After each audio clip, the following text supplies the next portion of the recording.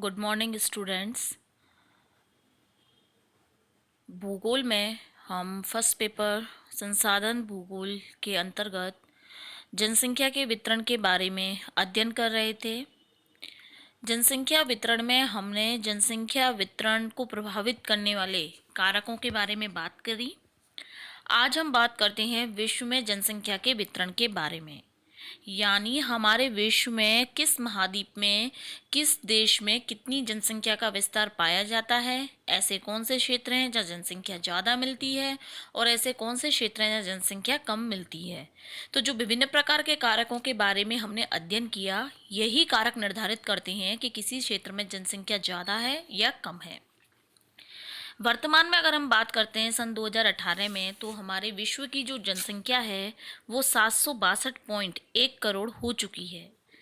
इस जनसंख्या में से जो 75% से भी अधिक भाग है वो विकासशील देशों में है, यानी ऐसे देश जहाँ पर अभी प्रगति पथ पर वो देश आगे बढ़ रहा है, पूरी तरीके से विकसित नहीं है। जैसे कि हमारा भारत है, अभी ये पूरी तरीके से डेवलप्ड कंट्रीज़ के अंतर्गत नहीं आता।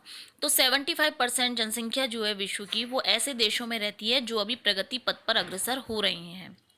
इसके बाद में जो बची हुई जनसंख्या है, जो हमारी 25% जनसंख्या है, वो ऐसे क्षेत्रों में रह रही है जहाँ पर कि विकसित राष्ट्र हैं, यानी ऐसे देश जिनका पूरी तरीके से विकास हो चुका है।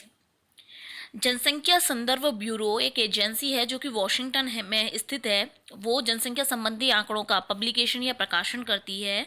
तो इसने सन 2018 में अपने आंकड़ों का प्रकाशन किया और उसमें बताया कि जो एशिया महाद्वीप है उसमें जनसंख्या है 453.6 करोड़, अफ्रीका महाद्वीप में 128.4 करोड़, यूरोप की रूस सहित 74.6 करोड़, दक्षिणी अमेरिका की 42.7 करोड़, उत्तरी अमेरिका की 36.38 करोड़ तथा ओशनिया की 4.1 करोड़ जनसंख्या थी 2018 में। तो जैसा कि आप इसमें देख सकते हैं कि जो एशिया महाद्वीप है उसमें सबसे ज़्यादा जनसंख्या का बसाव है, जिसका कारण है एक तो यहाँ नदी घाटी क्षेत्र होना, यहाँ की जलवायु, मैदानी भाग है, उपजाऊ मिट्टी है। इसके अलावा जो अन्य क्षेत्र हैं वहाँ पर विपरीत भौगोलिक परिस्थितियाँ होने के कारण जो जनसंख्या है वो कम मिलती है। जो ओशनिया क्षेत्र है, ओशनिया क्षेत्र में ऑस्ट्रेलिया के साथ साथ हम न्यूजीलैंड और फिजी को भी सम्मिलित करते हैं, यानी ऑस्ट्रेलिया, न्यूजीलैंड और फिजी तीनों की मिलाकर जो है वो जनसंख्या की हम इसके अंतर्गत बात करेंगे। तो ऐसा माना जा रहा है, ऐसा अनुमान है कि सन 2030 में विश्व की जो जनसंख्या है वो लगभग 857 करोड़ हो जाएगी। लेकिन ये जो 857 करोड़ होगी वो उन्हीं क्षेत्रों में होगी जहाँ पर परिस्थितियाँ उपलब्ध होंगी। तो ऐसा करने से क्या है कि किन्हीं किन्हीं क्षेत्रों में तो जनसंख्या बहुत ज़्यादा होती जा रही है और किन्हीं किन्हीं क्षेत्रों में जनसंख्या जो है वो बिल्कुल विरल है। तो इस तरीके से जो जनसंख्या का वितरण है उसमें असमानता देखने को मिलती है। विश्व में हम अगर सबसे अधिक जनसंख्या की बात करें तो सबसे अधिक जनसंख्या वाला राष्ट्र जो है वो है चीन। चीन में जो है वो सबसे ज़्यादा जनसंख्या देखने को मिलती है और यहाँ की जो जनसंख्या है वो है 2018 में 139.38 करोड़, यानी इतनी जनसंख्या जो है वो चीन में मिलती है। चीन के अंतर्गत है जो विश्व का सबसे ज़्यादा है। इसके बाद में जो सेकंड नंबर पे है वो है हमारा भारत, जिसकी है 137.13 करोड़। फिर संयुक्त राज्य अमेरिका 32.8 करोड़, इंडोनेशिया 26.5 करोड़ तथा लास्ट ब्राज़ील है जो 20.9 करोड़। यानी इस तरीके से जो हमारे टॉप 5 है उन टॉप 5 के अंतर्गत जनसंख्या का विस्तार देखने को मिलता है। सबसे ज़्यादा जो जनसंख्या की वृद्धि होती है, अगर हम जनगणना के अंतर्गत आंकड़ों को देखें तो जो विकसित देश हैं, विकसित देशों के बजाय जो विकासशील देश हैं उसमें जनसंख्या की वृद्धि अधिक होती है, क्योंकि ऐसे क्षेत्रों में थोड़ी जागरूकता की कमी रहती है। इसके अलावा थोड़ा पिछड़ापन भी है, तो यहाँ पर जो है वो लोगों में समझ की कमी है। तो ऐसे क्षेत्रों में जनसंख्या बढ़ने के कारण यहाँ पर संसाधनों में तो कमी आ जाती है और जनसंख्या बहुत ज़्यादा बढ़ रही है। इसीलिए ये क्षेत्र जो है वो विकसित देशों की अपेक्षा पिछड़ी हुई अवस्था में रहते हैं। जनसंख्या वितरण का अगर हम स्थानिक दृष्टिकोण देखें, यानी कि स्थान के अकॉर्डिंग देखें, तो 90% जो हमारी जनसंख्या है वो उत्तरी गोलार्ध में है और 10% जनसंख्या जो है वो दक्षिणी गोलार्ध में है। इसका एक कारण ये भी है कि जो दक्षिणी गोलार्ध है वो अधिकांशतः जलीय भाग है, यानी जलीय विस्तार ज़्यादा है, स्थल कम है। इसके अलावा वहाँ पे मरुस्थलीय क्षेत्रों का या फिर पहाड़ी क्षेत्रों का विस्तार अधिक देखने को मिलता है। और एक बार हम बात करें, सामाजिक सांस्कृतिक कारक भी हैं और आर्थिक गतिविधियां हैं। ये सभी जो गतिविधियां हैं ये दक्षिणी गोलार्ध में कम जनसंख्या को प्रोत्साहित करती है। इसके बाद अगर हम उच्चावच के अनुसार बात करते हैं, यानी कि पर्वत पठार मैदान, तो 60% जनसंख्या जो है वो 200 मीटर से भी कम ऊंचाई वाले क्षेत्रों में निवास करती है। इसके अलावा जो 20 डिग्री से 40 डिग्री उत्तरी अक्षांश हैं उनके मध्य में विश्व की 50% जनसंख्या निवास करती है, 50% से भी अधिक। इसमें मुख्य आते हैं एशिया वाला क्षेत्र। इसके अलावा 40 से 60 डिग्री जो उत्तरी अक्षांश हैं उनके मध्य विश्व की 30% जनसंख्या निवास करती है, जिसमें आता है यूरोप क्षेत्र। और 60 डिग्री अक्षांशों के उत्तर में अगर हम ध्रुवीय क्षेत्रों की ओर जाते हैं तो वहाँ पे बहुत अधिक ठंड होने के कारण और विषमता के कारण जलवायु विषमता आती है। विश्व की मात्र 1% जनसंख्या निवास करती है। तो दक्षिण पूर्वी जो एशियाई क्षेत्र है वहाँ पे अनुकूल जलवायु, अच्छी मिट्टी के कारण जनसंख्या जो है वो सघन रूप में मिलती है।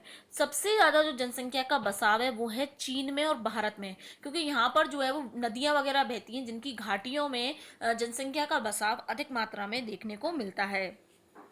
चीन की 65% जनसंख्या समुद्र तटीय क्षेत्र और नदी घाटियों में रहती है और अनेक स्थान ऐसे हैं जहाँ पे मरुस्थलीय दशाओं के बावजूद भी सिंचाई सुविधा उपलब्ध हो जाने से जनसंख्या सघन है। जैसे कि हम बात करें हमारे राजस्थान में थार के रेगिस्तान में इंदिरा गांधी नहर क्षेत्र है।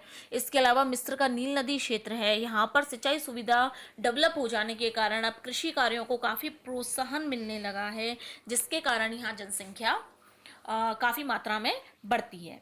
तो इस तरीके से हम देखें कि विश्व में जो जनसंख्या है वो सभी जगह पर समान नहीं है। किन्हीं क्षेत्रों में जनसंख्या का बसाव अधिक है तो किन्हीं क्षेत्रों में जनसंख्या का बसाव कम है। अतः इसी आधार पर हमारे पूरे विश्व में जो जनसंख्या है, प्रदेश हैं, उन्हें 3 प्रमुख भागों में बांटा गया है, जिसमें सबसे पहले आते हैं सघन जनसंख्या के प्रदेश, यानी ऐसे क्षेत्र जहाँ जनसंख्या बहुत ज़्यादा मिलती है। विश्व के 5 प्रदेश ऐसे हैं जहां पर सघन जनसंख्या मिलती है और यहाँ पर जो है वो घनत्व लगभग 100 व्यक्ति प्रति वर्ग किलोमीटर से भी अधिक है, यानी 1 किलोमीटर में 100 व्यक्ति से भी ज़्यादा रहते हैं।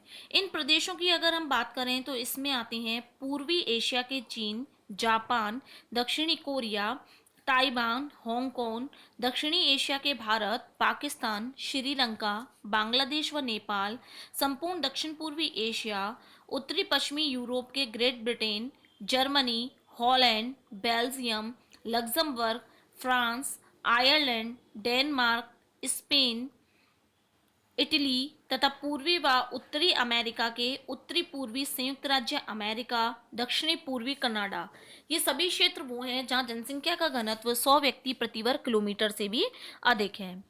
एशिया समूह की हम बात करें तो एशिया में विश्व की लगभग 58% जनसंख्या निवास करती है। इसमें चीन का जो हांगो का मैदान है, पूर्वी तट, हांगकांग, सिंगापुर और जावा ऐसे क्षेत्र हैं जहां जनसंख्या का घनत्व है 1000 व्यक्ति प्रति वर्ग किलोमीटर से भी अधिक। उत्तरी पश्चिमी यूरोप में विश्व की 16% और आंग्ल अमेरिका के पूर्वी भागों में लगभग 5% जनसंख्या रहती है। उत्तरी अमेरिका में सन 1779 के बाद में औद्योगिक क्रांति के बाद जनसंख्या में वृद्धि धीरे धीरे होने लगी है, वहाँ औद्योगिक डेवलपमेंट बढ़ा है। इसके अलावा जो यूरोपीय देश हैं वहाँ से बहुत से जो प्रवासी लोग हैं वो पूर्वी भागों में आकर के बस गए हैं।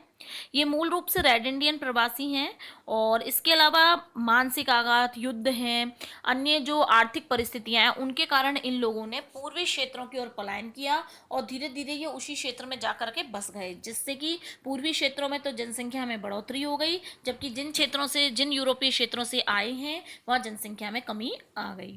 तो यानी सघन जनसंख्या वाले क्षेत्र वो हैं मेनली जो नदी घाटी क्षेत्र में हैं, जहाँ पर आर्थिक, सामाजिक, सांस्कृतिक सभी कारक जो हैं वो अनुकूल होते हैं। सघन के बाद में जो सेकंड आता है वो आता है सामान्य जनसंख्या के प्रदेश। सामान्य जनसंख्या के प्रदेश वे प्रदेश हैं जहाँ पर भौगोलिक प्रदेशों में जो पारिस्थितिकी जनसंख्या है वहाँ उनके लिए सामान्य दशाएं उपलब्ध कराती है। यानी कि वहाँ पे जो भौतिक आर्थिक कारक हैं वो मनुष्य के बसाव के अनुकूल हैं। इसके अलावा मनुष्य ने वहाँ पे प्रकृति के साथ भी इस अनुकूलन स्थापित करके वहाँ अपने रहने योग्य परिस्थितियों का डेवलपमेंट कर लिया है। इसमें अगर हम बात करें तो जैसे एंडीज पर्वत है, एंडीज पर्वत पर प्रतिकूल भौतिक दशाएं हैं, लेकिन फिर भी वहाँ तांबे की उपलब्धता है, तांबे की खानें हैं, जिसके कारण वहाँ जनसंख्या का बसाव मिलता है। चिली की चुकाई कामाटा, कनाडा के यूरेनियम शहर में यूरेनियम के कारण, पश्चिमी ऑस्ट्रेलिया में सोने के खनन के कारण जनसंख्या का बसाव अधिक है। जैसे कि हमने भौतिक कारकों में भी पढ़ा था कि आर्थिक कारक ऐसे होते हैं, चाहे शक्ति के साधन हैं, चाहे खनिज संसाधन है, अगर वहाँ उपलब्धता है किसी भी क्षेत्र में, चाहे वहाँ की जलवायु या भौगोलिक परिस्थितियाँ रहने अनुकूल नहीं है, तब भी वहाँ मनुष्य रोजगार की तलाश में अपना जीवन यापन कर लेता है। इसी तरीके से आगे बात करें तो आर्थिक कारणों से ही स्वीडन का गैलीबरा लोयस्क क्षेत्र है, कनाडा का यूक्रेन घाना, वालास्का का यूकन पोर्ट जो सोने का क्षेत्र है, साइबेरिया क्षेत्र जो कि जहाँ पे सोना और तेल निकलता है, यहाँ भी जनसंख्या का बसाव काफ़ी मात्रा में देखने को मिलता है। इसके अलावा राजनीतिक कारण भी एक ऐसी चीज़ है जिसके कारण भी जनसंख्या का बसाव जो है वो इफेक्ट होता है। जैसे कि राजनीतिक कारणों से इथोपिया का आदिस अबाबा, युगांडा का कंपाला, इक्वेडोर का क्विटो, बोलीविया का लापास आदि सघन बसे हुए क्षेत्र हैं। यानी यहाँ लोगों को सुरक्षात्मक दृष्टि से जो है वो लोगों को काफ़ी सहूलियत प्राप्त होती है। इसके अलावा हम बात करें कि ये सभी जो क्षेत्र हैं, जैसे ये सभी समुद्र तल से लगभग 2000 मीटर की अधिक ऊंचाई पर है, तो राजनीतिक दृष्टि से सुरक्षा है यहाँ। लापास जो है वो विश्व का सबसे अधिक ऊंचाई पर बसा हुआ शहर है, जिसकी समुद्र तल से ऊंचाई है 3640 मीटर। तो इस तरीके से सामान्य जनसंख्या के प्रदेश हैं जहाँ जनसंख्या बहुत ज़्यादा नहीं है, मतलब मीडियम अवस्था में है। इसके बाद जो लास्ट आता है वो आता है विरल जनसंख्या प्रदेश, यानी ऐसे प्रदेश जहाँ भौगोलिक, सामाजिक, आर्थिक सभी कारकों में कमी के कारण जो जनसंख्या का बसाव है वो काफ़ी कम मात्रा में देखने को मिलता है।